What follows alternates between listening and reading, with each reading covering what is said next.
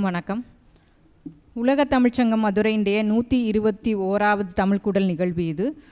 கருமாத்தூர் அருளானந்தர் கல்லூரியும் உலக தமிழ்ச்சங்கம் மதுரையும் இணைந்து நடத்தக்கூடிய நிகழ்வு இது. இந்நிகழ்விற்கு தமிழ்கூடல் உரை வழங்கி சிறப்பிப்பதற்காக முனைவர் சண்முக திருக்குமரன் ஐயா அவர்கள் வந்திருக்கிறார்கள். ஐயா அவர்களை மேடைக்கு வருமாறு அன்போடு அழைக்கிறேன். வணக்கம் ஐயா.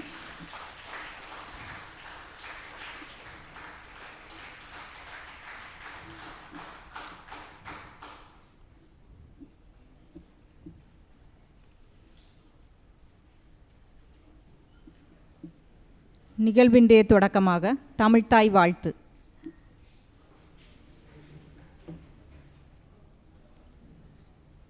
நீராறும் கடலுடுத்த நிலமடந்தை கெழிலொழுகும் சீராறும் வதனமென திகழ்பரத கண்டமிதில் தெக்கணமும் அதிர்ச்சிறந்த திராவிடனல் திருநாடும் தக்க சிறு பிறை நுதலும் தரித்தனரும் திலகமுமே அத்திலக வாசனை போல் அனைத்துலகும் இன்பமுற எத்திசையும் புகழ் மணக்க இருந்த பெரும் தமிழனங்கே தமிழனங்கே உன் சீரிலமை திறம் வியந்து செயல் மறந்து வாழ்த்துதுமே வாழ்த்துதுமே வாழ்த்துதுமே.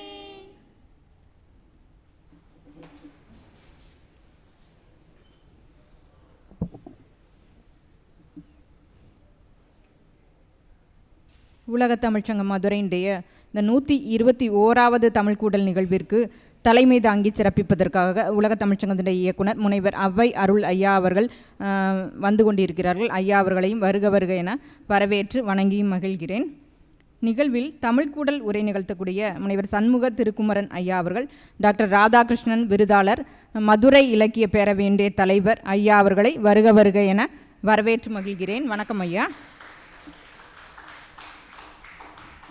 38வது நூல் அரங்கேற்ற நிகழ்வும் நடைபெறவுள்ளது.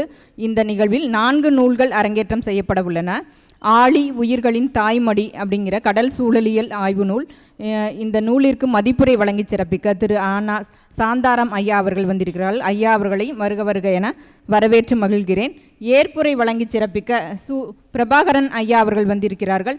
சென்னையிலிருந்து ஐயா அவர்களையும் வருக வருக என வரவேற்று மகிழ்கிறேன். சூரிய சில்லுகள் கவிதை நூலுடைய ஆசிரியர் புலவர் நானா ஆறுமுகம் ஐயா அவர்கள் வந்திருக்கிறார்கள். ஐயா அவர்களையும் வருக வருக என வரவேற்று மகிழ்கிறேன். மதிப்புரை வழங்கி சிறப்பிக்க கவிஞர் பொன் நாகராஜன் ஐயா அவர்கள் வந்திருக்கிறார்கள். அவர்களையும் வருக வருக என வரவேற்று மகிழ்கிறேன். நல்ல வேளை புத்தனுக்கு ஹைக்கூ எழுத தெரியாது அப்படிங்கிற விமர்சன கட்டுரை நூலுடைய ஆசிரியர் மா காளிதாஸ் ஐயா அவர்கள் வந்து கொண்டிருக்கிறார்கள். அவர்களையும் வருக வருக என வரவேற்று மகிழ்கிறேன். மதிப்புரை வழங்கி சிறப்பிக்க முனைவர் வா நேரு ஐயா அவர்கள் வந்து கொண்டிருக்கிறார்கள். அவர்களையும் வருக வருக என வரவேற்று மகிழ்கிறேன். அழுக்கு என்ற புதின நூலினுடைய ஆசிரியர் முனைவர் இரா மனோகரன் ஐயா அவர்கள் வந்திருக்கிறார்கள். அவர்களையும் வருக வருக என வரவேற்று மகிழ்கிறேன். மதிப்புரை வழங்கி சிறப்பிக்க மன்னர் திருமலை நாயக்கர் கல்லூரியுடைய உதவி பேராசிரியர் முனைவர் சே முனியசாமி ஐயா அவர்கள் வந்திருக்கிறார்கள். அவர்களையும் வருக வருக என வரவேற்று மகிழ்கிறேன். இந்த தமிழ்கூடல் நிகழ்வு நானார்ப்பது காட்டும் வாழ்வியல் விழுமியங்கள் என்பதாக அமைகிறது. நானார்ப்பது அப்படின்னு சொன்னால் 14 கீழ்கணக்கு நூல்களில் ஒரு 4 நூல்களை குறிப்பதாகும். மாணவர்கள் எல்லாமே படிச்சிருப்பீங்க 14 கீழ்கணக்கு நூல்கள்னால் என்னென்னு. 4 அடி 4 மணி 440 ஐந்தினை முப்பால் கடுகம் கோவை பழமொழி மாமூலம் இந்நிலைய காஞ்சியோடு ஏலாதி என்பவே கைநிலையவாம் கீழ்கணக்கு அப்படின்னு வரும். இந்த 4 வரி பாடலை படிச்சிங்கனாலே 14 கீழ்கணக்கு நூல்களில் என்னென்ன நூல்கள் இருக்குது அப்படிங்கிறத நீங்கள் தெரிஞ்சுக்கலாம். அந்த வகையில் நானார்ப்பதுன்னா இன்னா நாற்பது, இனியவை நாற்பது, கார் நாற்பது, களவழி நாற்பது அப்படிங்கிற 4 நூல்களுடைய அந்த பதிவுகளைத்தான் ஐயா அவங்க இன்னைக்கு பேச போகிறாங்க. சண்முக திருக்குமரன் ஐயா அவர்களை பற்றிய ஒரு சிறிய அறிமுகம். முனைவர் சண்முக திருக்குமரன் அவர்கள் மதுரை இலக்கிய பேரவை தலைவராக பொறுப்பு வகிப்பவர். மதுரை மாநகராட்சி உயர்நிலைப் பள்ளியின் அறிவியல் பட்டதாரி ஆசிரியராக பணியாற்றி வருகிறார். தமிழ்நாடு அரசின் டாக்டர் ராதாகிருஷ்ணன் விருது பெற்ற விருதாளர். சிரிப்பு இனிப்பு, இருமணச் சங்கமம், திருமணம், இலக்கிய கருவூனம் ஆகிய நூல்களை வெளியிட்டுள்ளார். 130 தலைப்புகளில் பட்டிமன்றங்களின் மின்னணு ஒளி குறுந்தகடுகள் வெளியிட்டு இருப்பவர். உலக புகழ் சித்திரை திருவிழாவின் நேர்முக வர்ணனையாளர், தன்னம்பிக்கை பேச்சாளர், ஆன்மீக சொற்பொழிவாளர் என பன்முக திறமைகள் பெற்றவர். அவளுக்கென்று ஒரு இடம் என்ற தலைப்பிலான எழுத்தாளர் லட்சுமி அவர்களுடைய புதினத்தை ஆய்வு செய்து ஆய்வியல் நிறைஞர் பட்டம் பெற்றவர். திருமந்திர மொழி அமைப்பும் கருத்து புலப்பாட்டு திறனும் என்ற தலைப்பில் ஆய்வு செய்து முனைவர் பட்டம் பெற்றவர். தமிழ் பணி செம்மல் விருது, தமிழறிஞர் விருது, கிருபானந்த வாரியார் விருது உள்ளிட்ட ஏராளமான விருதுகளுக்கு சொந்தக்காரர். நகைச்சுவை நாவரசு, இலக்கிய தென்றல் உள்ளிட்ட பல பட்டங்களை பெற்றவர். ஐயா அவர்கள் இன்றைய நிகழ்வில் நானார்ப்பது காட்டும் வாழ்வியல் விழுமியங்கள் என்பதாக தன்னுடைய உரையை தொடங்கி வைக்குமாறு அன்போடு அழைக்கிறேன்.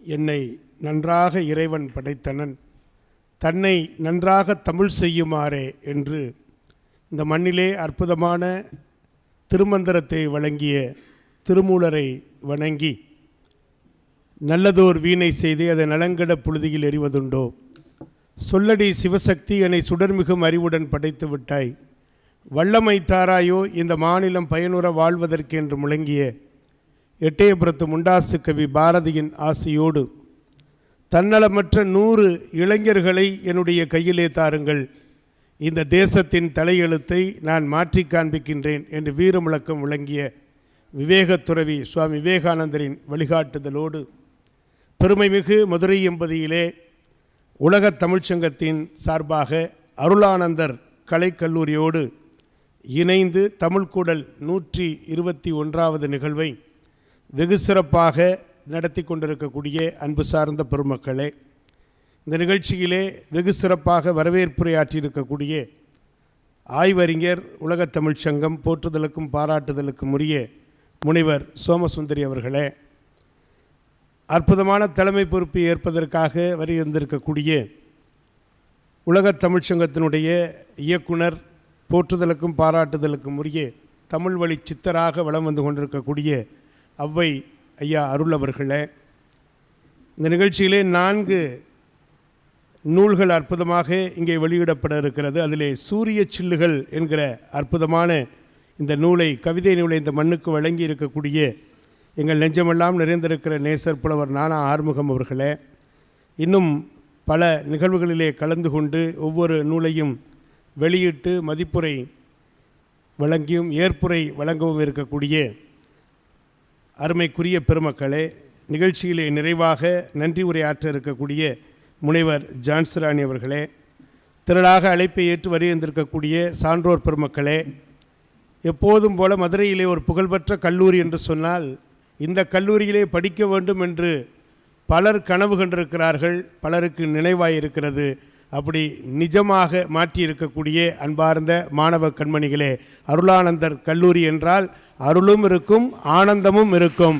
அப்படி அருளையும் ஆனந்தத்தையும் இந்த மண்ணுக்கு வழங்கி கொண்டிருக்கக்கூடிய அற்புதமான ஒரு கல்லூரியிலே இருந்து வருகின்றிருக்கக்கூடிய அருமைக்குரிய மாணவ கண்மணிகளே, உங்கள் அனைவருக்கும் என்னுடைய அன்பான வணக்கம். வரவேற்புரை வழங்குகிற பொழுதே அந்த 14 கீழ்கணக்கு நூல்களை பற்றி மிக அழகான ஒரு குறிப்பை தந்தார்கள். அது என்ன கீழ்கணக்கு மேல்கணக்கு? தமிழ் ஆசான்கள் நிறைய இங்கே இருக்கிறார்கள் அரங்கத்திலே. ஒவ்வொருவரையும் பெயர் சொல்லி அழைத்தால் எனக்கு வழங்கப்பட்டிருக்கிற கால அவகாசம் முடிந்துவிடும் என்பதனாலே அனைத்து தமிழ் அறிஞர்களையும் தமிழ் சான்றோர்களையும் மதுரை இலக்கிய பேரவையை சார்ந்த செயலாளர், பொருளாளர், துணை செயலாளர் உள்ளிட்ட அத்தனை பெருமக்களும் இங்கே வருகின்றிருக்கிறார்கள். நல்ல விமர்சகர் எங்கள் நெஞ்சமெல்லாம் நிறைந்திருக்கிற ஜவஹர் அவர்கள் வருகின்றிருக்கிறார்கள். இப்படி ஒவ்வொருவரும் பல்வேறு துறைகளிலே மிகச்சிறப்பாக பணியாற்றி கொண்டிருக்கக்கூடிய அனைவரையும் மீண்டும் ஒரு முறை வணங்கி, நான் 40 காட்டும் வாழ்வியல் விழுமியங்கள், கடைச்சங்க காலத்திலே இயற்றப்பட்ட நூல்களை 14 மேல்கணக்கு என்றும் கீழ்கணக்கு என்றும் சொன்னார்கள்.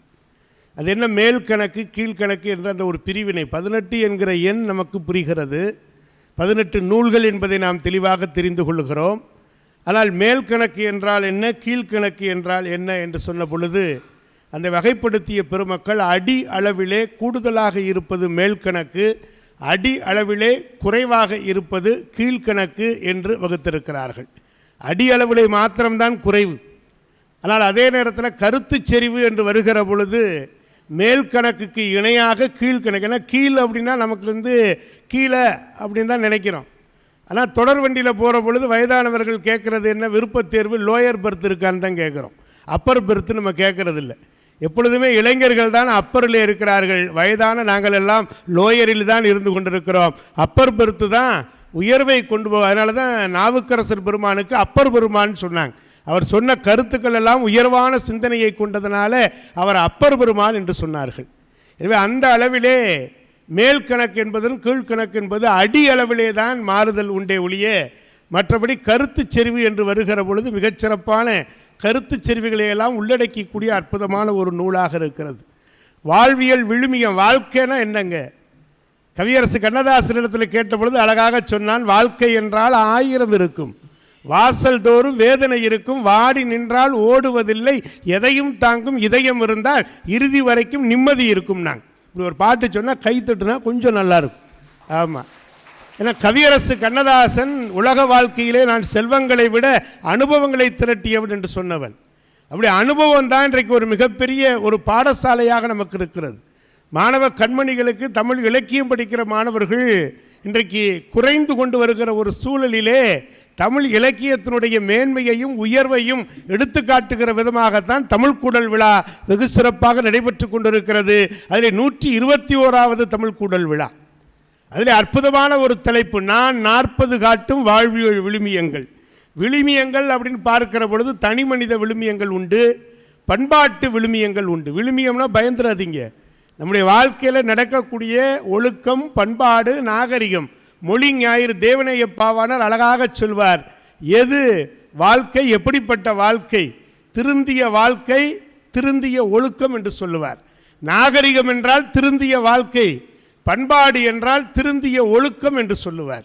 எனவே ஒழுக்கம் மாறுவது பண்பாடு, பண்பாட்டு விழுமியங்கள் என்று சொல்லுகிற பொழுது ஒரு காலத்திலே இருந்த ஒரு நடைமுறை இன்றைக்கும் பின்பற்றப்படுகிறதா என்றால் சத்தியமாக இளைஞர்கள் கையிலே அது பின்பற்றி கொண்டிருக்கக்கூடிய ஒரு நிலை இருப்பதை நம்மால் பார்க்க முடிகிறது.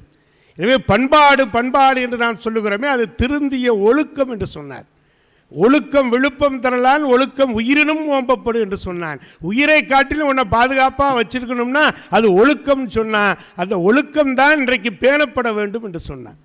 வேர் character is lost everything is lost என்று ஆங்கிலத்திலே சொல்லுவார்கள். வளம் குறைந்தால் ஒன்றும் குறைவு வரப்போவதில்லை, ஆனால் நடத்தையிலே மாற்றம் ஏற்படுத்திவிட்டால், மாற்றம் வந்துவிட்டால் எல்லாம் போய்விடும் என்று சொன்னார்கள். அப்படி பார்க்கிற பொழுது இலக்கியங்கள் ஒரு கால கண்ணாடியாக இருக்கிறது. அதில் 4 இலக்கியங்களைத்தான் சங்க இலக்கியத்திலே 14 கீழ்கணக்கு நூலிலே இன்றைக்கு நான் 40 என்று சொல்லியிருக்கிறோம். அதில் கார் 40, களவழி 40, இன்னா 40, இனியவை 40. அது என்ன கார் 40? கார் என்றால் மலை.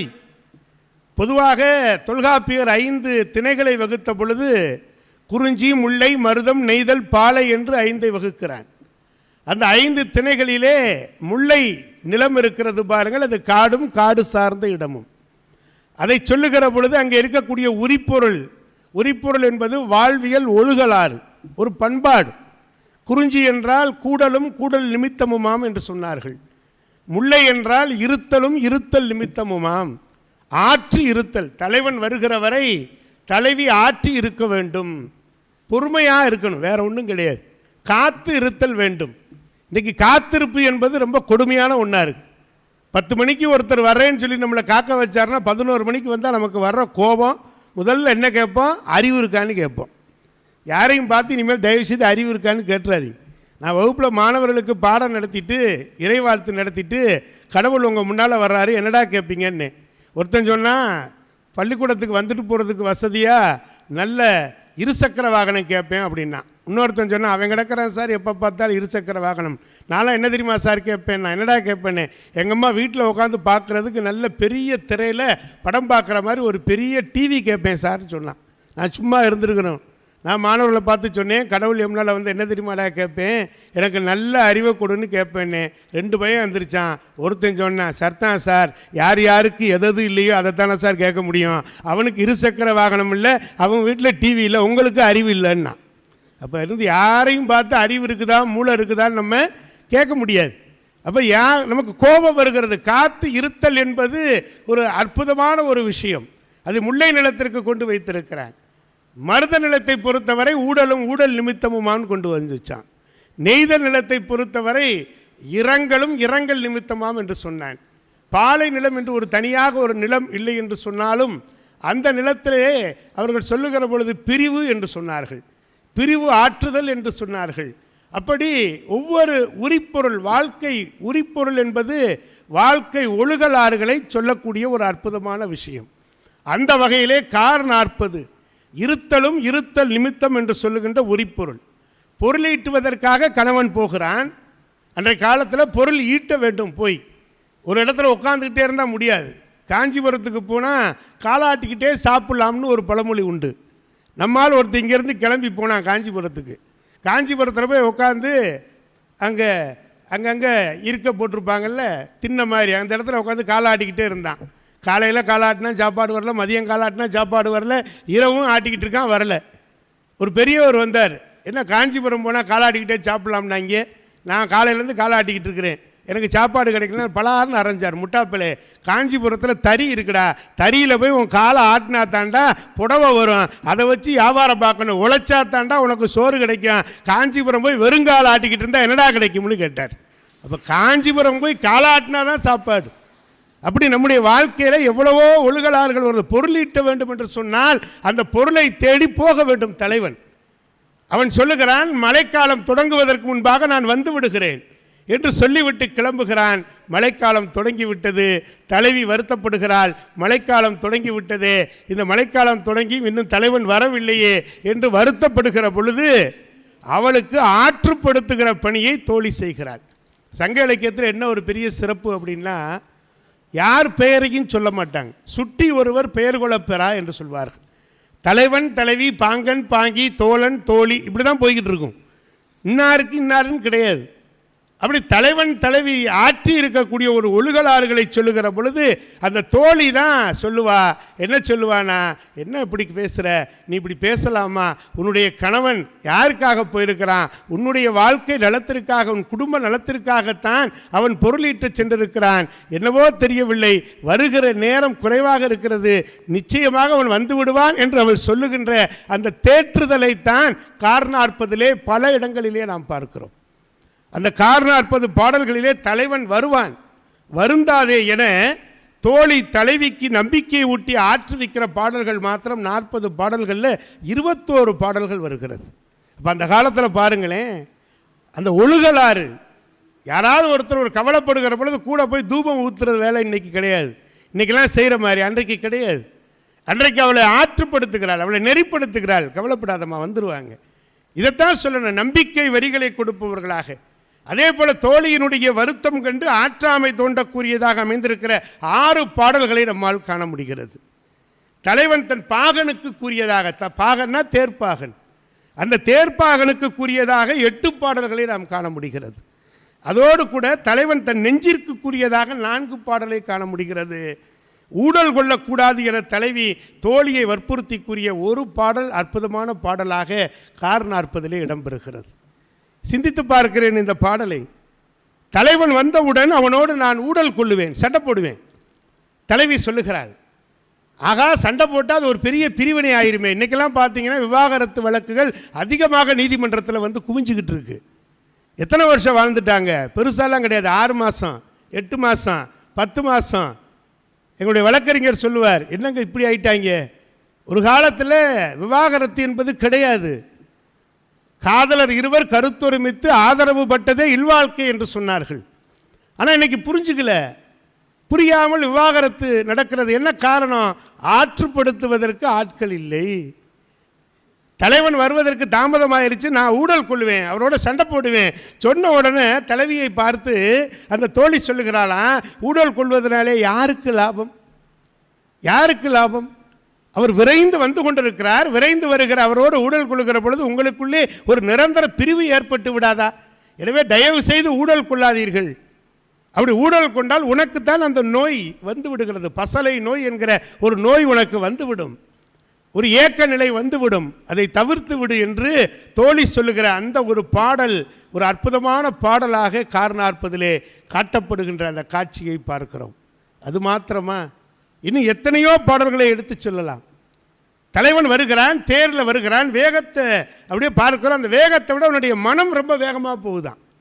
மனம் ஒரு மந்திர குரங்கு, மந்திர சாவின்னு சொல்லுவாங்க. நம்மளாம் வகுப்பில் மாணவர்கள் பார்க்குறோம்.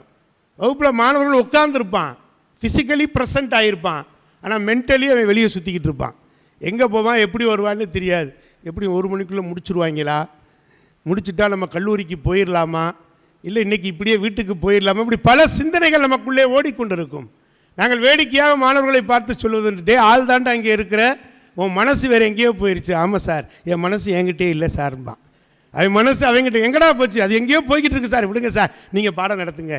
அப்போ ஆசிரியர்களுக்கு எந்த மகிழ்ச்சி தெரியுமா, மாணவர்கள் நல்ல 1 மணி நேரம் வகுப்பில் கத்திட்டு வெளியே கேன்டீன் பக்கம் போய் சுவைநீர் அழுத்தலான்னு போகிற பொழுது 2 பேர் பேசிகிட்டே வர்றான். யார் வைத்த பிள்ளையோ ஒரு ஜான் வயிற்றுக்கு இருந்தாலும் இந்த கற்று கத்துறான் பாருன்றான். அதை கூட ரசிக்கிறோம். நாங்கள் மாணவர்கள் சொல்லுகிற அந்த வார்த்தையை கூட ரசிக்கிறோம். என்ன காரணம் தெரியுமா, அவர்களோடு பயணிக்கிற ஒரு அனுபவமே அலாதியான அனுபவம். அவன் வித்தியாசமான சிந்தனைகளை இந்த மண்ணுக்கு கொடுத்து கொண்டிருக்கிறான். அந்த வகையில் பார்க்கிற பொழுது இங்கே தலைவன் தலைவிக்கு ஊழல் வந்துவிடக்கூடாது என்று அவள் பயப்படுகிறாள். அதே நேரத்தில் தலைவன் தேர்ப்பாக இடத்திலே சொல்லுகிறான், தேரை கொஞ்சம் விரைவாக செலுத்து. அவன் சொல்கிறான், ஏற்கனவே 150 கிலோமீட்டரில் போய்கிட்டு இருக்கேன், இதுக்கு மேலே போனால் நீயும் போய் சேர மாட்டேன், நானும் போய் சேர மாட்டேன் என்று சொல்வதை போல ஒரு காட்சியை கூட வடிவமைக்கலாமா என்றால் வடிவமைக்கலாம். அவ்வளோ வேகமாக அவன் போய்கொண்டிருக்கிறான். அப்படி போகிற பொழுது சொல்லுகிறான், முல்லை மலர்களை பார்க்கிறான். பார்த்தவுடன் தலைவனுக்கு அந்த மலர்கள் தலைவியை நினைவுபடுத்துகிறதா. முல்லை மலர் அந்த இயற்கை பொருட்களை சொல்லுகிற பொழுது, கருப்பொருளை சொல்லுகிற பொழுது முல்லை நிலத்திற்குரிய அந்த மலர் முல்லை மலர். அந்த முல்லை மலரை சொல்லுகிற பொழுது அவள் தலைவியை பார்க்கிறான். செல்வ மலை தடங்கன் சின்மொழி பேதை வாய் முள்ளெயிறு ஏய்ப்ப வடிந்து என்று சொல்லுகிறான். அற்புதமான ஒரு வரி. எனவே தேரை விரைவாக செலுத்து என்று சொல்லுகிறான். அப்போ அவனுக்கு பார்க்குற பொருட்கள் எல்லாம் தொல்காப்பியர் சொன்னதை போல காட்சி, வேட்கை, ஒருதலை உள்ளுதல், நோக்குபவையெல்லாம் அவையே போரல், மெலிதல் என்று சொல்லி ஒரு 10 அவத்தைகளை சொல்லுவார். ஒரு பொருளை பார்க்குறோம், பார்த்த உடனே காட்சி, அதன் மேல் ஒரு வேட்கை, விருப்பம். அதுக்கப்புறம் பார்த்தீங்கன்னா நோக்குவை எல்லாம் அவையே போரல். இன்றைக்கி அது வரக்கூடிய ஒரு சிறப்பு தான். யாராவது ஒருத்தவங்க நம்ம பார்த்துட்டோம், அவங்களும் நம்மளை பார்த்துட்டாங்க அப்படின்னா சோத்து தட்டில் சோத்தை போட்டு உட்காந்தோன்னே அந்த அரிசியில் அவங்க முகம் தெரியும், அந்த சோத்தில் அவங்க முகம் தெரியும், பார்க்குற இடங்கள் எல்லாம். அதுபோல் தலைவனுக்கு அந்த முல்லை நிலத்துக்கு வருகிறான் கார்காலத்திலே. பார்க்குற இடங்கள்லாம் நோக்குவை எல்லாம் அவையே போறல்னா, பார்க்குறதெல்லாம் அப்படியே தெரிஞ்சு, அந்த ஃபேன் அப்படியே எனக்குரிய காதலி தலைவி மாதிரி தெரிஞ்சால் எப்படி இருக்கும் யோசிச்சு பாருங்கள். எல்லா இடத்திலும் பார்க்கிறான். அதைத்தான் ரொம்ப அழகாக சொல்லுகிறார். அதை விட ஒரு அற்புதமான ஒரு நுட்பம் சொல்லுகிறார்கள். இன்றைக்கு நாம் கார்த்திகை மாதம் முழுக்க வீடுகளிலே விளக்கேற்றி வழிபாடு செய்கிறோம். எதற்காக கார்த்திகை மாதத்திலே விளக்கேற்றுகிறோம்? இதில் ஒரு மிகப்பெரிய அறிவியலும் உண்டு, ஆன்மீகமும் உண்டு. சங்க இலக்கியத்தில் அறிவியல் சொல்லப்படவில்லை என்று யாரும் சொல்லிடாதீங்க. சங்க இலக்கியத்தில் கார்த்திகை மாதத்தில் மழைக்காலம் தொடங்குகிற பொழுது சின்ன சின்ன கண்ணுக்கு தெரியாத நுண்கிருமிகள் வீட்டுக்குள்ளே வருமா, அந்த நுண்கிருமிகளை வரவிடாமல் தடுப்பதற்காக வீட்டு வாசலிலே விளக்கேற்றி வழிபாடு செய்திருக்கிறார்கள். அதுதான் திருக்கார்த்திகை வழிபாடாக இன்றைக்கு மாறியிருக்கிறது. அதனால தான் விளக்கேற்றி வழிபடுதல். அந்த விளக்கின் ஒளியை பார்த்துவிட்டு அந்த நுண்கிருமிகள் வராமல் போய்விடுமா. அதை சொல்லுகிற பொழுது அழகாக சொல்லுகிறார், நலமிகு கார்த்திகை நாட்டவர் இட்ட தலைநாள் விளக்கின் தகையுடைய ஆகி புலமெல்லாம் பூத்தன தோன்றி என்று சொல்லுகின்றார். இந்த கார்த்திகை வழிபாடுக்கு சங்க இலக்கியத்திலே சான்று இருக்கிறதுனா இது ஆதி தமிழர்களுடைய வழிபாடு. அதை ரொம்ப அழகாக கொடுக்கிறார். அது எப்படி இருக்கிறது தெரியுமா? தோன்றி பூக்கள் பூத்தமைக்கு உவமையாக மாற்றுகிறார். அந்த இடத்துல பூக்கக்கூடிய பூக்கள் எல்லாம் அந்த கார்த்திகை நாள் விளக்கேற்றி வைத்ததை போல இருக்கிறதாம். இப்படி பல்வேறு விஷயங்களை அந்த கார் 40, கார் என்றால் மலை என்று நான் சொன்னேன், அது ரொம்ப அழகாக அற்புதமாக வடித்து தந்திருக்கிறார்கள். 40 பாடல்கள். 40 பாடல்களுக்குள்ளாகவும் இயற்கை சிந்தனை, தலைவன் தலைவி குறித்த சிந்தனை, தோழன் குறித்த சிந்தனை, தேர்ப்பாகன் குறித்த சிந்தனை, தோழி குறித்த சிந்தனை என முழுக்க முழுக்க ஆற்று இருத்தல், காத்து இருத்தல் என்கிற ஒரு அற்புதமான பண்பாடு இந்த கார் 40 விளக்கப்படுகிறது. காத்திருக்கணும், பொறுமையாக இருக்கணும். இன்றைக்கி நம்ம சொல்கிறோம் பாருங்க, பொறுமையாக இருங்க, காலம் வருகிற வரை பொறுமையாக இருங்கள். ஒரு அற்புதமான வார்த்தையை நான் கேட்டது உண்டு, நிறைவாக ஆகும் வரை மறைவாக இரு என்று சொன்னார்கள். எப்பொழுது நாம் நிறைவுக்கு வர வேண்டும் என்று சொன்னால் அதுவரை நாம் மறைந்திருக்கத்தான் வேண்டும். எடுத்தோன்னே இன்னைக்கு பறக்கணும்னு நம்ம நினைக்கிறோம். 4 மேடை பேசியாச்சுன்னு நம்ம பெரிய பேச்சாளர்னு நினைக்கிறோம். கிடையாது. 4000 மேடை பார்த்தாலும் ஒவ்வொரு மேடையும் முதல் மேடை என்று நினைப்பவன் தான் சிறந்த பேச்சாளனாக இந்த உலகத்திலே வலம் வர முடியும் நண்பர்களே. 4 மேடை ஏறணுன்னே என்னால் அது பண்ண முடியும் இது பண்ண முடியும் என்று சொல்வது என்பது அழகல்ல. ஆற்றி இருத்தல் என்பது பண்பாட்டினுடைய ஒட்டுமொத்த வழிபாடு. நாம் காத்திருக்க வேண்டும். எதற்கும் காத்திருக்கணும். ஓடு மீன் ஓட ஒரு மீன் வருவர வாடி நிற்குமாம் கொக்கு என்று சொன்னார்கள். தனக்கு பிடித்த இடம் வருகிற வரை, நிறைவாக வருகிற வரை மறைவாக இருப்பது என்பது ஒரு உன்னதமான கலை. அதைத்தான் கார் 40 முழுக்க பார்க்கிறோம். அடுத்து காதலை பேசியாச்சு. தமிழனுக்கு அடையாளமே காதலும் வீரமும் தானே. காதலை சொல்லுகிற கார் 40, தலைவன் தலைவி அன்பை சொல்லுகிற கார் 40, தலைவன் தலைவிக்கிடையே ஊழல் வருகிற பொழுது அந்த ஊழலை மாற்றுகிற ஒரு ஆயுதமாக தோழி செயல்பட்டால் என்பதை சொல்லுகின்ற அந்த பண்பாட்டு விழுமியங்களை எல்லாம் கார் 40 பார்த்து கொண்டிருக்கின்றோம். அடுத்தபடியாக களவழி 40. களம் என்றாலே நமக்கு தெரியும். 2 விதமான களம் உண்டு. நெல் களம் என்று ஒன்று உண்டு, போர்க்களம் என்று ஒன்று உண்டு. அங்கும் போரடிப்பார்கள். அப்ப நெல் களம் போர்க்களம் என்று பிரிக்கிறார்கள். களவழி 40. பொதுவாக ஏற்களத்தை பாடுதல் போர்க்களத்தை பாடுதல் இரண்டுமே களவழி பாடல்கள் என்று சொன்னார்கள். ஏற்களமும் போர்க்களமும். ஒரு உழவன் விதை விதைத்து அறுவடை செய்து, அதனால தான் பட்டுக்கோட்டை கேட்டான், மாடா உழைக்கிறவன் வாழ்க்கையிலே பசி வந்திட காரணம் என்ன மச்சான், அவன் தேடிய செல்வங்கள் வேறு இடத்தில் சேர்வதினால் வரும் தொல்லையடி. தினம் பஞ்சம் பஞ்சம் என்றே உளறி கொண்டிருக்கிறோமே நாம். இன்றைக்கு அதுக்கெல்லாம் என்ன காரணம் என்பதை கேட்கிற பொழுது பட்டுக்கோட்டை சொல்றான், சிந்தித்து முன்னேற வேண்டும் என்று சொன்னான். சிந்தனை செய், நீ செய்கிற உழைப்பு பூரா எங்க வீணா போகுதுன்னு பாருன்னா. அப்படி ஏற்களத்தை பாடுவதும் களவழிதான், போர்க்களத்தை பாடுவதும் களவழிதான். அப்படி பார்க்கிற பொழுது களவழி 40 40 பாடல்களும் அட்டகளத்து என முடிவது தொல்காப்பியர் சொல்லுகின்ற 8 வகை வனப்பு சொல்லுகிறார். அம்மை அழகு தொன்மை தோல் விருந்து இழைவு புலன் இயைபு என்று சொல்லப்படுகின்ற 8 வகை வனப்பு. ஒரு செய்யுளுக்கு என்ன வேணும் அப்படின்னா அழகு தரக்கூடியது வனப்பு. அப்படி பார்க்கிற பொழுது களவழி 40 முழுக்க அம்மை என்னும் வனப்பு வகையை சார்ந்த ஒரு பாடலாக அமைந்திருக்கிறது. அனைத்து பாடல்களிலும் களம் என்ற சொல் இடம்பெறுகிறது. அது மாத்திரமல்ல, போர்க்களம் குறித்து இன்றைக்கு களங்கள் எப்படி அமைந்திருக்கிறது. ஒரு காலத்தில் போர் நடக்கிறது என்று சொன்னால் தொல்காப்பியன் சொல்லுவான், புறத்திணையிலே வெச்சி கரந்தை வஞ்சி காஞ்சி உளிங்கை நொச்சி தும்பை வாகை பாடான் கைக்கிளை பெருந்திணை என்று திணை வகுக்கிறான். வெச்சி என்றால் நிறை கவர்தல் மீட்டல் கரந்தையாம். இப்படி ஒவ்வொன்றுக்காக விளக்கம் கொடுப்பான். ஒரு போர் நடக்கணும் அப்படின்னா ஆணிரைகளை கவர்ந்து கொண்டு போனாங்க. பசு கூட்டங்கள் தான் அன்றைக்கு செல்வமாக கருதப்பட்டது. பிற்காலத்தில் வேறு வேறு சம்பவங்களுக்காக போர்கள் நிகழ்கிறது. போர் நிகழக்கூடாது என்பதை வலியுறுத்துகிற பாடல் தான் களவழி 40 பாடல்கள் என்று சொல்லுகிறார்கள். அந்த வகையில் பார்க்கிற பொழுது சோழன் கோச்செங்கனானும் சேரமான் கணைக்கால் இருமுறையும் போர்ப்புறம் என்று அழைக்கப்படுகின்ற கழுமலம் என்கிற ஊரிலே போரிடுகிறார்கள். அதிலே சேரமான் தோற்று போகிறான். குடவாயில் கோட்டம் என்னும் இடத்திலே சேரமானை சிறை வைத்தார்கள். சிறை வைக்கப்பட்டிருக்கிறான். அவனை காவல்காரன் முதல் கொண்டு அத்தனை பேரும் அவனை இழிவாக நடத்துகிறார்கள். ஆனால் அவன் மீது அன்பு வைத்திருக்கக்கூடிய பொய்கையார் என்கிற கவிஞர் சோழனுடைய வெற்றியை புகழ்ந்து பாடுகிறார். வெற்றியை புகழ்ந்து பாடியவுடன் அரசர்கள் மகிழ்ந்து உனக்கு என்ன வேண்டும் என்று கேட்கிற பொழுது என் நண்பன் சேரனை விடுதலை செய்ய வேண்டும் என்று கேட்கிறான். அப்படி சேரமானை விடுதலை செய்ய வேண்டும் என்று கேட்க வேண்டும் என்று அந்த ஒருக்காக எழுதப்பட்ட பாடல் தான் களவழி 40 மாறியிருக்கிறது. களவழி 40 இருக்கிற அனைத்து பாடல்களும் போர்க்கள காட்சியை படம் பிடித்து காட்டுகிறது. நீங்கள் கலிங்கத்து பரணி படிச்சிருப்பாங்க. ஆணை 1000 அமரிடை வென்ற மாணவனுக்கு வகுப்பது பரணி என்று சொன்னான். பரணி என்கிற இலக்கணம் அதுக்கு சொல்லுகிற பொழுது சிற்றிலக்கியங்களிலே 1000 யானையை எவன் போரிலே வெற்றி கொள்கிறானோ அவனுக்கு பாடப்படுவது பரணி என்று சொன்னார்கள். அப்போ ஆணை 1000 அமரிடை வென்ற மாணவனுக்கு வகுப்பது பரணி. மாணவன்னா 2 சுழினானா அது அரசன்னு பேர், 3 சுழினானா அரசர்களுக்கெல்லாம் அரசராக இருக்கிற மாணவர்கள் என்று பெயர். ஒரு சுழி மாணவர்களுக்கு கூடத்தானே, 2 சுழி போட்டால் அரசன், மாணவர்களுக்கு 3 சுழி. மன்னர் கல்லூரி உதவி பேராசிரியர் சிரிக்கிறார். ஆமாம், அவங்களுக்கு நிறையா சுழி இருக்குது. தமிழில் 2 சுழி பார்த்துருக்குறோம், 3 சுழி பார்த்துருக்குறோம். சில நேரம் எங்கள் பையலுக்கு 4 சுழி போட்டு எழுதுவாங்க. ஏன்டா 4 சுழி போடுறேனே, தமிழ் வளரக்கூடாதுன்னு நினைக்கிறீங்களான்னு கேட்பான். தமிழ் என்ன இப்படியா வளர்த்துட்டு போகிறது, கிடைமட்டமாக செங்குத்தாக வளர்க்குறவனு இருக்கிறான். அப்படி அல்ல, அதல்ல பொருள். மாணவன் என்று சொன்னால் 2 சுழி வந்தால் அதற்கு ஒரு பொருள், 3 சுழி வந்தால் அதற்கு ஒரு பொருள். 4 சுழிலாம் கிடையாது. யாரும் போட்டுறாதீங்க தயவு செய்து. சில நேரங்களில் சின்னரா போடவா பெரியரா போடுவான்னு கேட்பான். உடனே ஆசிரியர் சொல்கிறார், சின்ன தகராறாக இருந்தால் சின்னரா போடு, பெரிய தகராறாக இருந்தால் பெரியரா போடு. அப்படி அல்ல. தன்னகரம் நன்னகரம் என்றெல்லாம் இலக்கணங்கள் உண்டு. அதெல்லாம் இன்றைக்கு மாணவர்கிட்ட சொன்னால் தெரிச்சு ஓடி போயிடுவேன். என்னது தன்னகரம் நன்னகரம் டன்னகரமா, ஆளை விடுங்க சாமின்றுவான். இலக்கணத்தை கூட எளிமையாக நடத்த வேண்டிய காலகட்டத்தில் நானும் எதுகை மோனை எப்படி நடத்துவேன் தெரியுமா?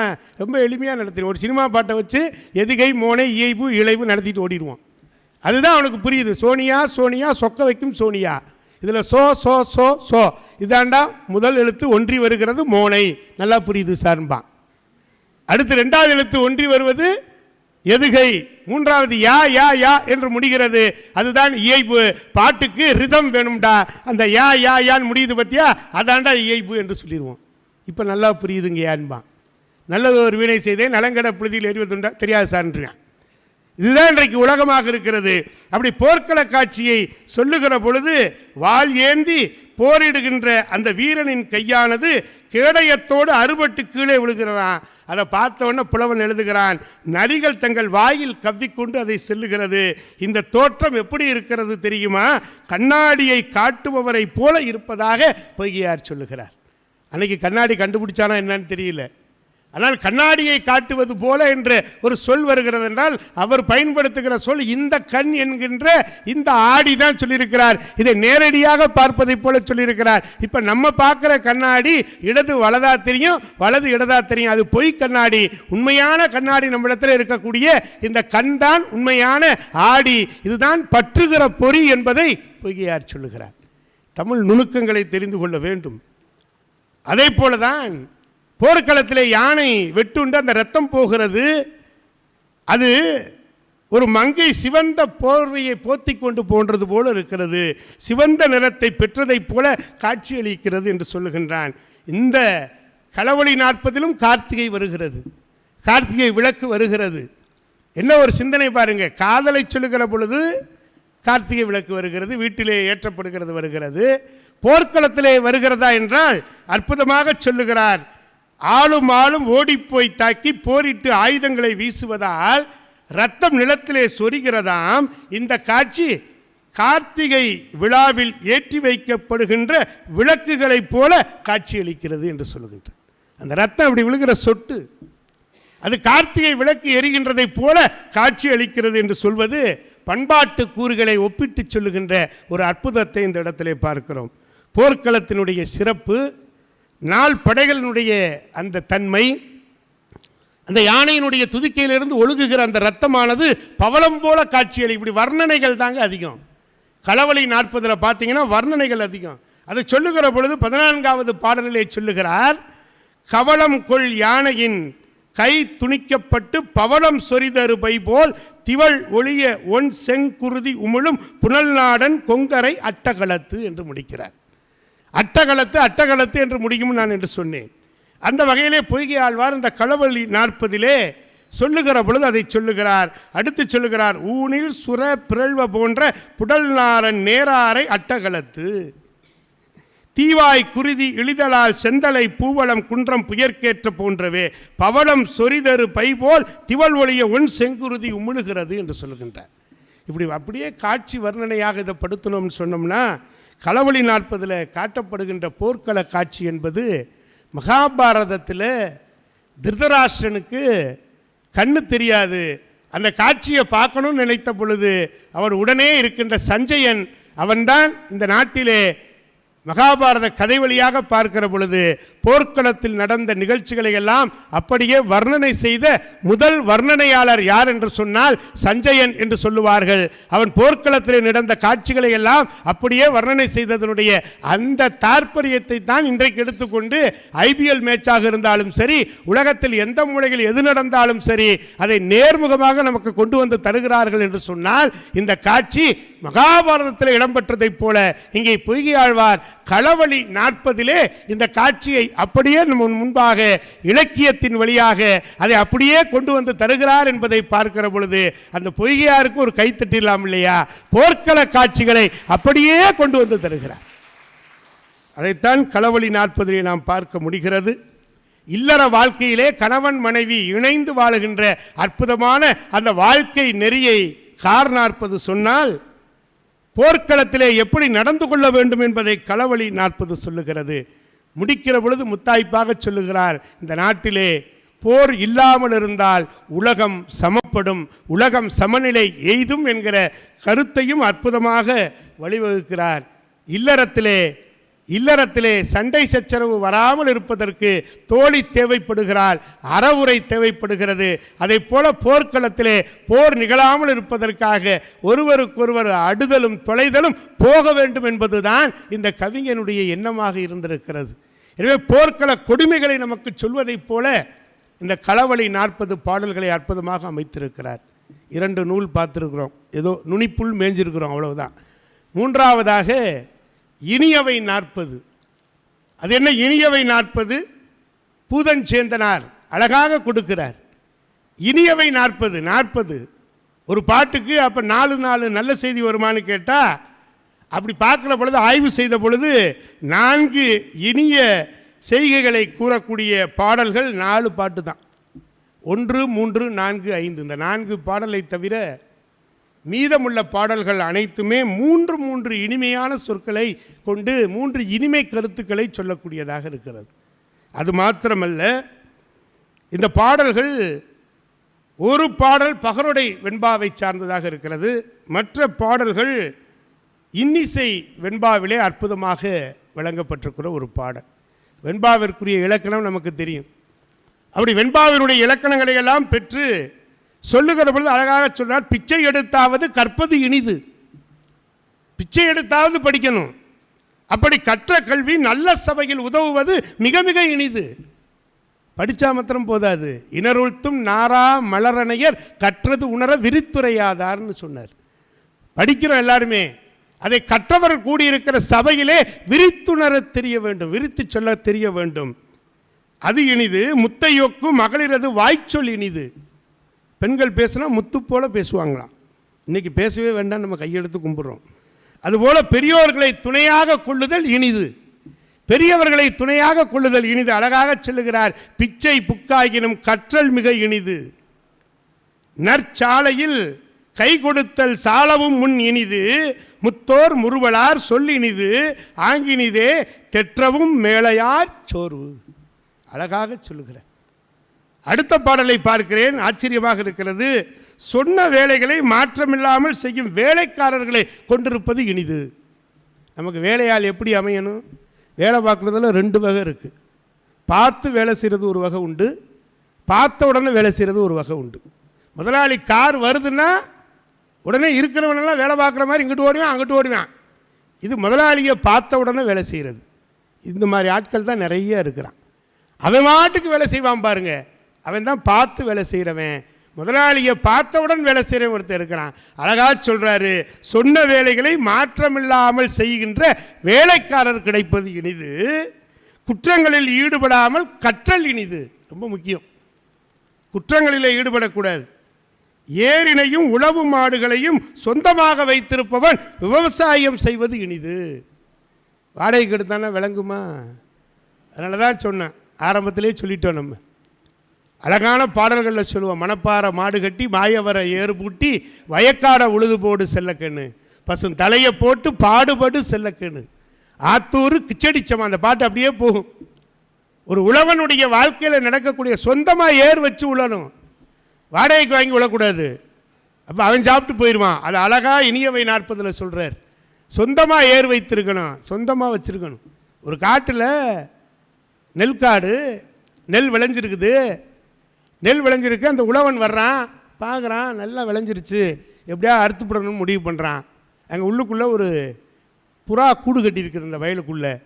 அப்போ குட்டி புறா சொல்லிச்சான் தாய்ப்புறாவை பார்த்து, நாளைக்கு எப்படியும் அறுத்துருவாங்க போல் தெரியுது, அதனால் நம்ம கிளம்பிடுவோம், தாய்ப்புறா பொறுமையாக இருந்துச்சு. இன்னும் 2 நாள் கழித்து திரும்ப வந்தான். எப்படியாவது அறுக்கணும்னு நினைக்கிறேன், முடியல, மழை வேற வர்ற மாதிரி இருக்குது. இப்படி யோசிச்சுட்டு போயிட்டான். இப்பையும் குட்டிப்புறா கொட்டுச்சு, எப்படியும் நாளைக்கு அறுத்துருவான் போல் தெரியுது. அப்பையும் தாய்ப்புறா பொறுமையாக இருந்துச்சு. 3வது முறை வந்தான். சரி நம்மளால தான் முடியல, பக்கத்து ஊருக்காரனையாவது வச்சு அறுத்துருவான்னு நினச்சான். இப்பையும் குட்டிப்புறா சொல்லிச்சு, அறுத்துருவான் போல் தெரியுது, முடியாது, பார்த்துக்கலான்ச்சு. அடுத்து 1 வாரம் போச்சு, வந்தான். நம்மளே இறங்கி களத்தில் வேலை பார்த்தா தான் நல்லதுன்னு சொன்னான். இப்போ தாய்ப்புறா சொல்லிச்சு, நாம் கிளம்ப வேண்டிய நேரம் வந்து விட்டது. எவன் ஒருவன் தன்னை நம்புகிறானோ அப்பொழுது தான் அந்த இடத்துல வேலை நடக்கும். பிறரை நம்புகிற வரை எந்த வேலையும் நடக்காது. எனவே அவன் தன்னை நம்ப தொடங்கி விட்டான், நாம் கிளம்புவோம் என்று சொன்னார்கள். இது ஒரு கதைக்காக இல்லை நண்பர்களே. எந்த வேலையும் நம்ம செய்யணும் சொந்தமாக வச்சு. அதைத்தான் அழகா சொல்லுகிறான், கூடிய மட்டும் தர்மம் செய்தல் இனிது. நம்ம தானம் பண்ணுறோம், இன்னும் தர்மம் பண்ணலை. தானம் என்பது வேறு, தர்மம் என்பது வேறு. தானம் என்பது கேட்டவுடன் கொடுப்பது, தர்மம் என்பது கேட்காமல் கொடுப்பது. அதனால தான் உலகத் தமிழ் சங்கத்தினுடைய நிறுவனர் அழகான பாடலில் சொல்லியிருப்பார், தர்மம் தலை காக்கும், தக்க சமயத்தில் உயிர் காக்கும், கூட இருந்தே குழி பறித்தாலும் கொடுத்தது காத்து நிற்கும். கூட இருக்கிறவன் குழி பறிக்கத்தான் செய்வான், ஆனால் நீ செய்கிற தர்மம் எப்போதும் உன் தலையை காக்கும் என்பதை சொல்லுகிற விதமாக கூடுமானவரை தர்மத்தை செய்யுங்க. சான்றோர்களுடைய பயனுடைய சொல் இனிது, கல்வி செல்வம், அதிகாரம், ஆண்மை இனிது என்று சொல்லுகிறார். அடுத்து அழகா சொன்னார், குளவி தளர்நடை காண்டல் இனிது, அவர் மழலை கேட்டல் அமிழ்தினும் அமிழ்துன்னா.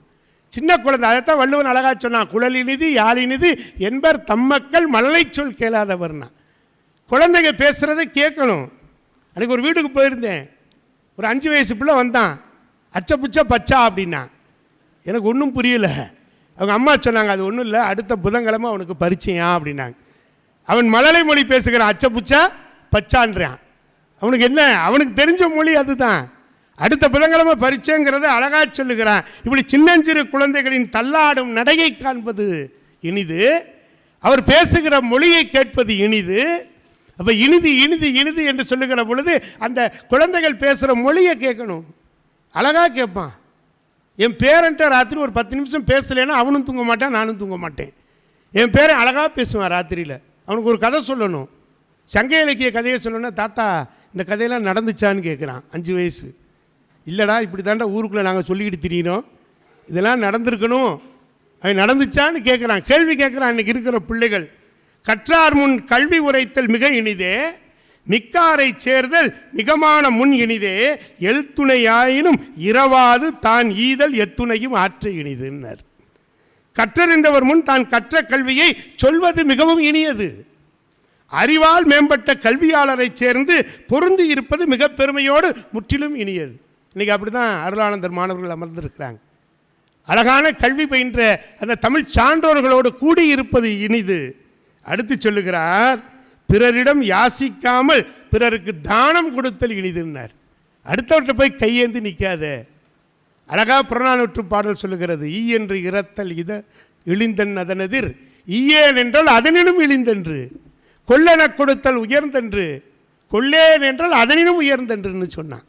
அப்போ ஒருத்தட்ட போய் ஒரு பொருளை கொடுன்னு கேட்கறது இழிவான், அப்படி கேட்குறவனுக்கு கொடுக்காம இருக்கிறது அதை விட இழிவான். அப்போ தானம் தர்மம் ரொம்ப அழகா சொல்லுகிறார். தானத்தையும் தர்மத்தையும் நீங்கள் இனியவை 40 முழுக்க பார்த்தீங்கன்னா, முழுக்க முழுக்க தானம் செய், தர்மம் செய், படி. படித்தா என்ன கிடைக்கும்? திருமந்திரம் அழகாக சொல்லுகிறது. எது உன் கூட வரும்? கொண்ட ஞானமும் விரதமும் தான் வரும். படிக்கிற கல்வியும் நீ வாழ்க்கையில் நடத்துகிற விரதங்களும் தான் உன் கூட வரும்னு சொல்கிறான். ஊரெல்லாம் கூடி ஒழிக்க அழுதிட்டு பேரினை நீக்கி பிணமென்னும் பேரிட்டு சூரியங்காற்றிலே கொண்டு போய் சுட்டிட்டு நீரினில் மூழ்கி நினைப்பு ஒழிந்தார்களே என்று திருமந்திரம் சொல்லுகிற பொழுது, எது இன்றைக்கு நினைப்பை நாம் அழித்து கொண்டிருக்கிறோம்? எது நம்ம கூட வரும்? மாடி மனை கோடி செல்வங்கள் வராது, நாம் பெற்ற ஞானமும் கொண்ட விரதமும் தானியா கூட வரும்னு சொல்கிறார். அதைத்தான் இனியவை 40 அடித்து சொல்லுகிறது. கற்பது தான் சிறப்பு, படிப்பது தான் சிறப்பு, அதன்படி நின்று பெரியார்களோடு உறவை கொள்வது தான் சிறப்பு என்று சொல்கிறது. இன்னா 40 இன்னா 40 குறித்து சொல்லுகிற பொழுது அதுவும் 40 பாடல் கடவுள் வாழ்த்து நீங்களாக ஒவ்வொரு பாடலிலும் 4 கருத்துக்களை கொண்டு ஒவ்வொன்றையும் இன்னா என எடுத்து கூறுதல் இன்னா 40 கபிலதேவர் இயற்றியிருக்கிறார். பந்தமில்லாத மனையின் வனப்பின்னா, தந்தையில்லாத புதல்வர் அழகின்னா. அப்பா, சுற்றமில்லாத மனையின் அழகு துன்பம். வீட்டில் இன்னைக்கு நியூக்ளியர் ஃபேமிலின்னு உட்காந்துருக்காங்க. ஒரு அப்பா, ஒரு அம்மா, ஒரு பிள்ளை. இதுதான் நியூக்ளியர் ஃபேமிலி. ஒரு காலத்தில் எப்படி இருந்தோம் நம்ம? தாத்தா, பாட்டி, பெரியப்பா, பெரியம்மா, சித்தப்பா, சித்தி, வீட்டில் 20 பேர் இருப்பாங்க. இப்படி சுற்றத்தாரோடு இருக்கக்கூடிய வீடு தான் வீடு. நமக்கு இப்போ எதுவுமே சொந்தம் இல்லை. அப்பார்ட்மெண்ட்டில், அடுக்குமாடி குடியிருப்பில் மேலேயும் சொந்தம் இல்லை, கீழேயும் சொந்தம் இல்லை, பக்கவாடும் சொந்தம் இல்லை, உள்ளே இருக்கிற காற்றும் சொந்தம் இல்லை. இப்படி குறுகிய வாழ்க்கைக்கு போயிட்டோமே. அதைத்தான் சொல்கிறாரு, சுற்றமில்லாத மனையின் அழகு துன்பம், தந்தை இல்லாத மகனின் அழகு துன்பம், துறவோர் வீட்டிலிருந்து உண்ணுதல் துன்பம், மந்திரங்கள் பயன் தராவிடில் துன்பம். மந்திரங்கிறது சுக்லாம்பரதம் என்று சொல்லுகின்ற மந்திரங்கள் அல்ல. தமிழ் மந்திரம் ஒரு சொல்லுவது தமிழ் மந்திரம். திருமந்திரம் இருக்கிறது, அது தமிழ் மந்திரம். தேவாரம் இருக்கிறது, தமிழ் மந்திரம். திருவாசகம் இருக்கிறது, தமிழ் மந்திரம். ரச்சனை யாத்திரிகம் இருக்கிறது, தமிழ் மந்திரம். சீராப்புராணம் இருக்கிறது, அது தமிழ் மந்திரம். இதெல்லாம் வீட்டில் ஒழிக்கப்பட வேண்டும். அதைத்தான் ரொம்ப அழகாக சொல்கிறாரு. பொருள் அறியும் அறிவுடையார் இல்லாத இடத்தில் பாட்டு உரைத்தல் துன்பமாகும். கவிஞர் மூரா வந்திருக்கிறார். சபையில் கவிதைனா என்னான்னு தெரியாத ஆளுகிட்ட கவிதையை சொல்கிறது இன்பமாக இருக்குமா? அதை காட்டில் ஒரு கொடுமை வாழ்க்கையில் உண்டா? நானும் ஆரம்பம் கேட்குறார். தெரிஞ்சவங்களுக்கு சொல்லணும். பொருள் அறியும் அறிவுடையார் இல்லாத இடத்தில் பாட்டு உரைத்தல் துன்பம். இருள் நிறைந்த சிறிய வழியில் தனியாக போகுதல் துன்பம். அருள் இல்லாதவர்களிடம் இறப்போர் செல்லுதல் துன்பம். எச்சிக்கையில் கூட காக்கா விரட்டாதவன்ட்ட போய் நிற்கக்கூடாது. ஒரு கோயில் கும்பாபிஷேகம் ஊர் மக்கள்லாம் சேர்ந்து முடிவு பண்ணாங்க. கோயில் கும்பாபிஷேகம் வரப்போகுது. நம்ம ஊரில் ஒருத்தர் இருக்கான், கஞ்சன், வேணாம் கருமி, 3 எழுத்து, கஞ்சன்னா 4 எழுத்தான். அப்படி ஒருத்தர் இருக்கிறான், அவன்கிட்ட எப்படியாவது வாங்கி போட்டால் தானே கும்பாபிஷேகம் முடியும்னாங்க. சரி, என்ன பண்ணலாம்? எல்லாம் கிளம்புனாங்க. கிளம்பி போய் அவனை பார்த்தாங்க. காசு குடியா, கும்பாபிஷேகம் நடக்குது. அதெல்லாம் 10 பைசா தரமாட்டேன். நீ ஒன்றும் காசெல்லாம் கொடுக்கணும். அவர் பெரியவர் சொன்னார், நீ காசெல்லாம் கொடுக்கணும், ஒரே ஒரு காசோலை செக்கு மாத்திரம் கொடு, ஒரு 2000 ரூபா போட்டு கொடு அப்படின்னு. 2000 ரூபா போட்டு செக்கை கொடுத்துட்டார். அப்போ சொன்னார் கொடுக்கும்போதே, இதை பேங்க்கில் போய் மாற்றிட மாட்டீங்கல்ல? மாற்ற மாட்டேன், அப்படியே கொண்டு வந்து கொடுத்துருவோம். கும்பாபிஷேகம் முடிஞ்ச உடனே உன் பங்கு இருக்கணும். கும்பாபிஷேகம் அருமையாக நடந்து முடிச்சிருச்சு. முடிஞ்ச உடனே பிரசாதத்தை எடுத்துகிட்டு அந்த செக்கையும் எடுத்துகிட்டு வந்தாங்க. அதை கேட்டான், கும்பாபிஷேகம் பிரமாதமாக நடந்துச்சு, ரொம்ப கேள்விப்பட்டேன், என் செக்கை எதுவும் போட்டுடலையேண்ணா. செக்கெல்லாம் போடல, அந்த இருக்குது. கொடுத்த உடனே எப்படி கும்பாபிஷேகம் நடந்துச்சுன்னா, ஒரு பெரியவர் சொன்னார், உன் உதவினாதான் ஏன் நடந்துச்சுன்னார். எப்படின்னா, ஊருக்குள்ளே போய் நின்றோம், ஒன்றுக்கும் உதவாத கருமி கஞ்சாம்பட்டி 2000 ரூபா கொடுத்துருக்குறேன் செக்கு, நீங்கள் கொடுக்கக்கூடாதான்னு கேட்டோம், ஊரே அள்ளி கொடுத்துட்டேன், கும்பாபிஷேகம் பண்ணிட்டோம்னாங்க. இன்னைக்கு அதுதான், அப்படி ஆள்லாம் இருக்கிறான் இன்னைக்கு. இறப்போர் செல்லுதல் துன்பம். இல்லாதவனிடத்துல போய் கையேந்து கேட்பது துன்பம். அதுபோல பொருள் இல்லாதவர்கள் ஈதலை புரிதல் துன்பம். தனக்கே பொருள் இல்லை, அவன் எப்படி அடுத்தவனுக்கு கொடுப்பான்? அதனால தான் சொன்னான், தனக்கு மிந்தி தான் தானமும் தர்மமும்னா. இப்படி நிறைய சொல்லுகிறார்கள். உண்ணாது சேர்த்து வைக்கிற பெரும் பொருள் துன்பம். இருக்கும்போது குடு, எல்லாருக்கும் சேர்த்து சேர்த்து வைக்காத. திரும்ப திரும்ப அந்த நிலையாமையை தான் கொண்டு வர்றார். பொருந்தாத பகைவர்களின் சேர்க்கை துன்பம், கண்ணில்லாத ஒருவனின் உடல் அழகு துன்பம், பயமில்லாதவன் இயற்றும் கணக்கு துன்பம். இப்படி துன்பத்தை பூரா பட்டியலிட்டு போய்கிட்டே இருக்கிறார். பெரியவருடன் கொண்ட நட்பினை விடுதல் துன்பம். தமிழ் சான்றோர்களோடு வைக்கிற நட்பை விட்டுறக்கூடாது, நட்பை இறுக்கி பிடிச்சிக்கிறணும். அவங்க தமிழ் சான்றோர், விட்டுட்டு போனால் உங்களுக்கு தான் நட்டம். செய்தற்கரிய காரியங்களை செய்வோம் என்று கூறுவது துன்பம். நடக்காத ஒன்றை நான் நடத்தி காட்டுவேன், அது தன்னம்பிக்கையினுடைய வெளிப்பாடாக இருக்கலாம். சில விஷயங்களை அப்படி சொல்லாதீங்க என்றார். பெருமை உடையவர்களுக்கு தீயவற்றை செய்தல் துன்பம் ரொம்ப முக்கியமான ஒன்று. நல்ல பெருமை வாங்கி வச்சுருப்பாங்க, எனக்கு அவனை பற்றி தெரியாதாக்கும், அவன் எப்படி வாழ்ந்தான்னு தெரியாதாக்கும். இப்படி பேசுனா 10,000 பாவம் உங்களுக்கு வந்து சேருமா. ஒரு பெருமை உடையவனை பார்த்து அவனை எள்ளி நகையாடுவது என்பது மிகப்பெரிய துன்பம் என்று சொல்லுகிறார். தன்னைத்தான் போற்றாது ஒழுகுதல். அழகா சொல்றான், தன்னை அறிதல். கிரேக்க ஞானி டயோஜனிஸ் அமர்ந்திருக்கிறார். மாவீரன் அலெக்சாண்டர் வருகிறான். வந்துவிட்டு கிரேக்க ஞானி டயோஜனிஸில் கேட்கிறான், நான் உலகத்தையே என் காலர்களை கொண்டு வந்திருக்கிறேன், ஆனால் மக்கள் என்னை மதிப்பதை விட உங்களைத்தான் அதிகம் மதிக்கிறார்கள், இதற்கு என்ன காரணம் என்று கேட்ட பொழுது கிரேக்க ஞானி டயோஜனிஸ் சொன்னான், அப்பா நீ மண்ணை வென்றவன், நான் என்னை வென்றவன். எவன் ஒருவன் தன்னை வெல்கிறானோ அவன்தான் உலக புத்தகத்தில் இடம்பெறுகிறான். நீ மண்ணைத்தான் வென்றிருக்கிறாய், நான் என்னை வென்றிருக்கிறேன் என்று சொன்னான். தன்னை வெல்பவன் தான் உலகத்திலே தன்னை அறிய தனக்கு ஒரு கேடு இல்லை என்று சொன்னான். தன்னை அறியாமல் தானும் கெடுகின்றானே திருமந்திரம் சொல்லுகிறது. தன்னை அறிய தனக்கு ஒரு கேடு இல்லை, நம்மை அறிய வேண்டும் என்பதை அழகாக சொல்லுகிறது. தன்னைத்தானே காத்து கொள்வது மிக மிக முக்கியம். அப்படி காக்காதவன் துன்பப்படுவான் என்று சொல்லுகிறார்கள். மிக அழகாக நல்ல ஒழுக்கம் இல்லாதவரிடத்தே நமக்கு உறவு உள்ளதாக கூறுதல் துன்பம் என்று சொன்னான். நல்ல ஒழுக்கம் இல்லாதவன்ட்டு அவன் என் ஃப்ரெண்டு அப்படின்னு சொல்லக்கூடாது. நல்ல ஒழுக்கமுடையவன் தான் என்னுடைய நண்பன்னு சொல்லணும். இப்படி பொருள் இல்லாதவனுடைய வல்லன்மை துன்பம். பாக்கினில் புலவனுக்கு பரிசு கொடுக்காம துன்பம் ரொம்ப முக்கியமான ஒன்று. கற்றறிந்த கற்றவர்களுக்கு கவிஞர்களுக்கு பரிசு கொடுக்காமல் அரசன் அனுப்புனானா அது மிகப்பெரிய துன்பம். அன்றைக்கு அரசர்கள் வாரி வாரி கொடுக்கான்னு சொல்லக்கூடாது. அவன் தட்டில் வச்சு கொடுப்பான், புலவன் தான் எடுப்பான். கை நீட்டி வாங்கக்கூடியது புலவனுக்கு அழகல்ல, அவனுக்கு கொடுப்பதிலே தான் இருக்கிறது. அவன் எடுத்துக்கொள்வான், அவன் கை நீட்டி வாங்கப் போவது இல்லை. அப்படித்தான் புலவர்களுக்கு அரசர்கள் அந்த சிறப்பினை செய்தி மகிழ்ந்தார்கள். அடக்கமுடையவனின் செருக்கு துன்பம். அடக்கமுடையவனிடத்திலே செருக்கு என்பது வரக்கூடாது, ஆணவம் என்பது வரக்கூடாது. முயற்சி இல்லாதவன் தன்னைத்தானே புகழ்வது துன்பம். சில பேர் பார்த்துருக்குறோம் ஊருக்குள்ள அதனால தான் திண்ணை பேச்சு வீரர்களிடம் ஒரு கண்ணாக இருக்கணும் அண்ணாச்சி, நாம் ஒன்றாக இருக்கணும் அண்ணாச்சின்னா. இதெல்லாம் திண்ணை பேச்சு வீரர் ரொம்ப பேர் இருக்கான் நம்ம நாட்டில். உட்கார்ந்து அவன் புகழ அவன் பாடிக்கிட்டே இருப்பான். அவனோடு இருக்காதே. பிறர் அடைக்கலமாக வைத்த பொருளை கவர்ந்து செல்லுதல் துன்பம். அவ்வாறே அறிவுடையோர்கள் அடக்கமில்லாதவனுக்கு கூறுகின்ற சொல்லும் துன்பம்தான். அறிவுடையவர்கள் அடக்கமில்லாதவர்களிடத்தில் பேசுவது என்பது துன்பத்தை தருகிறது. அப்போ பார்க்கிற பொழுது கார் 40 தலைவன் தலைவிக்கிடையே இருக்கக்கூடிய ஒழுகலாறு வாழ்க்கை முறை அதை இன்னைக்கு இருக்கிற பிள்ளைகளுக்கு சொல்லி கொடுத்துட்டோம் அப்படின்னா, நான் வேதாத்திரி நிகழ்வுகளுக்கு போகிற பொழுது அங்கே இல்லற விழா என்று ஒன்று நடத்துவார்கள். அதில் வந்து கலந்து கொள்கிற பெருமக்கள் அத்தனை பேரும் 50-60 கடந்தவர்கள். அவர்களிடத்திலே நான் சொன்னேன், நீங்கள் கணவன் மனைவியாக அழைத்திருக்கிறீர்கள், வாழ்க்கை நலம் பேணுகின்ற செயலை செய்கிறீர்கள், இனிமேல் புதிதாக திருமணமானவர்களை அழைத்து உட்கார வைத்து இந்த நிகழ்வை நடத்துங்கள். அவர்களிடத்திலே தான் பிரிவு என்பது அதிகமாக இருக்கிறது, அவர்களை இணைத்து வையுங்கள் என்று சொன்னேன்.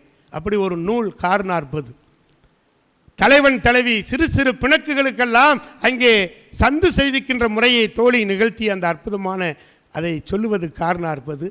போர்க்களத்தின் கொடுமைகளை எல்லாம் நயம்பட சொன்னாலும் இப்படி எதற்காக போர் நடக்கிறது? இந்த உலகம் நிலை பெற்றிருக்க வேண்டும், உலகம் சமநிலை பெற வேண்டும், உயர்வு தாழ்வில்லாத நிலை மாற வேண்டும் என்பதை போர்க்களத்திலே வைத்து அந்த செய்திகளை எல்லாம் பகிர்ந்தது ஒரு பக்கம்.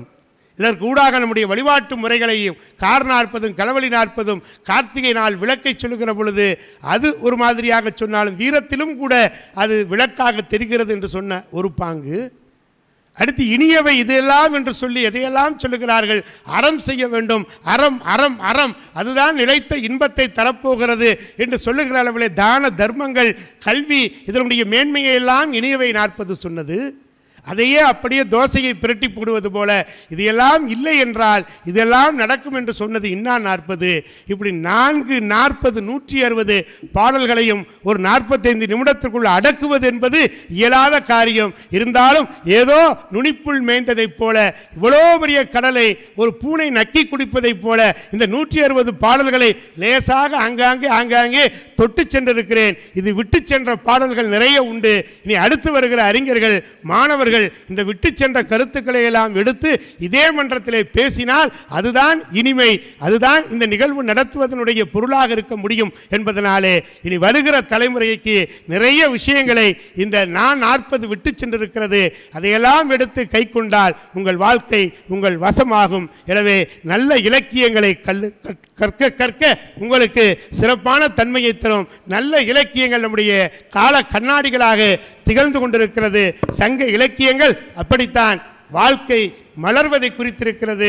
நீங்கள் மனிதாபிமானம் பார்க்கிறோம் என்று சொல்கிறீர்கள். தயவு செய்து அதை விடுத்துவிட்டு மனிதாபிமானத்தை தாண்டி உயிராபிமானத்தை கைக்கொள்ளுங்கள். உயிர்களை நேசியுங்கள், உயிர்களிடத்திலே அன்பு வையுங்கள். அதுதான் உண்மையான அறம் என்று சொல்லி வாய்ப்பளித்த அனைத்து உள்ளங்களுக்கும் நன்றி பாராட்டி நிறைவு செய்கிறேன். நன்றி, வணக்கம்.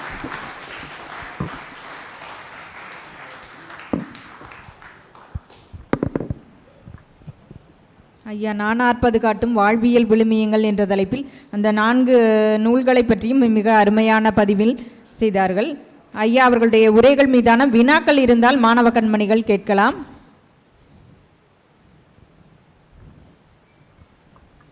யாருக்குமே ஐயமோ அல்லது கருத்துரையோ இல்லையாப்பா?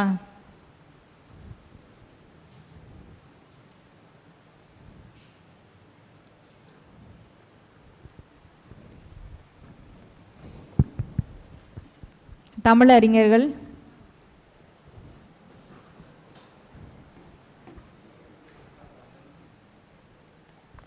வணக்கம். தமிழாசிரியர் முருகேசன். ஐயா திருக்குமரன் அவர்கள் இலக்கியத்தினுடைய சாரங்களை 40 வழியாக நமக்கு நினைவூட்டியமைக்கு மிக்க நன்றி.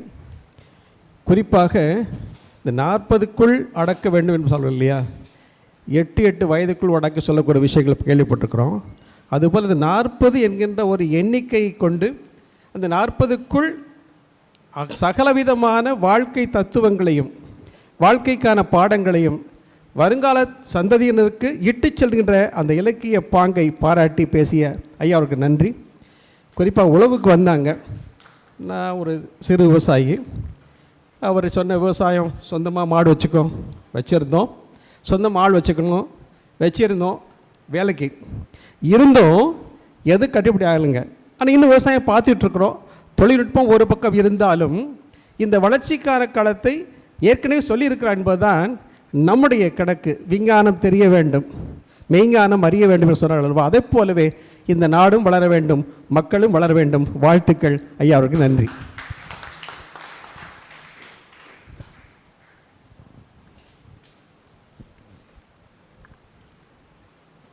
அனைவருக்கும் என் இனிய காலை வணக்கத்தினை தெரிவித்துக் கொள்கிறேன். நான் இன்று எனது நூல் அரங்கேற்றமாகிறது. அழுக்கு என்ற நாவல். முனைவர் இரா மனோகரன் ஐயாவுக்கு வணக்கம். தாங்கள் கூறிய அனைத்தும் நானே இவ்வகையில் அறிந்து கொள்வதற்கு எனக்கு மிக்க மகிழ்ச்சி. நான் மதுரை காமராஜர் பல்கலைக்கழகத்தில் முனைவர் பட்டம் பெற்றுள்ளேன். இருந்த போதிலும் சுவையான முறையில் இலக்கண முறையில் படித்தது வேறு, சுவையான இலக்கியத்தை சுவையாக சுவைப்பதில் பெரும் இன்பம் ஏற்படும் என்பதை ஐயா வழியில் இன்று அறிந்து கொண்டேன் என்பதை மிக்க மகிழ்ச்சியுடன் தெரிந்து கொள்கிறேன். ஐயாவிற்கு நன்றி. நன்றி ஐயா. வேறு யாராவது மாணவர்கள்?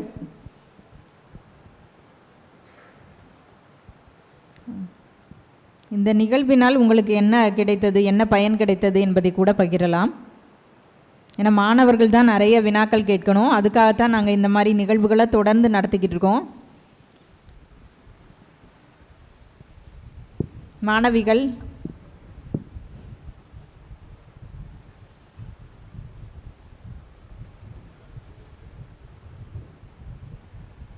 வேறு யாராவது தமிழறிஞர்கள் பேச போகிறீங்களா? அவையோருக்கு வணக்கம். ஐயாவினுடைய உரை ரொம்ப ரொம்ப ரொம்ப நல்லா இருந்தது அப்படின்றது தான்.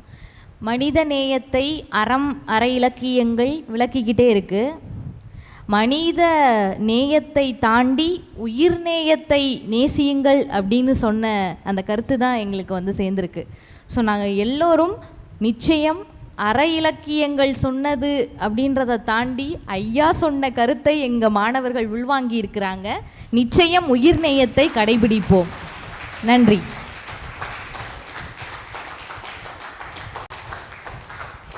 நன்றி அம்மா. கல்லூரி சார்பாக அவர்களே கருத்தை விளக்கி விட்டார்கள் என்று நினைக்கிறேன். மிக்க நன்றி. மதுரை இலக்கிய பேரவையின் சார்பாக சண்முக திருக்குமரன் ஐயா அவர்களுக்கு சிறப்பு செய்ய இருக்கிறார்கள்.